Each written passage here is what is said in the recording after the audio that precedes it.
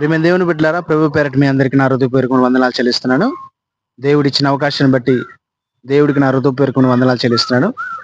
ఈరోజు మనం ఒక నూతనమైన వాగ్దానాన్ని నేర్చుకుందాం మనందరం కలిసి. మన పరిశుద్ధమైన గ్రంథంలో నుండి హెబ్రీ పత్రిక 11వ అధ్యాయం 6వ వచనం నుండి ఒక వాక్యం మనం చదువుకుందాం.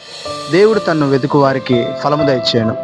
ప్రియమైన దేవుని బిడ్డలారా, మీరు గమనించండి, ఇక్కడ దేవుణ్ణి ఎప్పుడైతే మనం వెతుకుతామో ఆయన మన దగ్గర నుండి ఆయన మనకి ప్రతిఫలం ఇస్తాడనమాట. చూడండి, మనం బైబిల్ గ్రంథంలో మనం ఒక భక్తుడు మనం చూసుకుంటే యాకోబు భక్తుడు మనకు కనపడుతున్నాడు.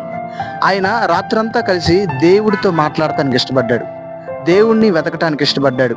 దేవునితో మొగసిరి గలవాడై దేవుని వెతకటానికి ఆయన ఇష్టడుగా తన హృదయాన్ని అర్పించి రాత్రంతా కష్టపడ్డాడు. కాబట్టే ఆయన కష్టానికి దేవుడు ఏం చేశాడంటే ప్రతిఫలాన్ని అనేది దయచేశాడనమాట. ఇక్కడ నేను చెప్పేది ఏంటంటే, నా జీవితంలో కూడా మనం కూడా దేవుడితో మాట్లాడటానికి ఇష్టపడాలి, దేవుణ్ణి వెతకటానికి ఇష్టపడాలన్నమాట.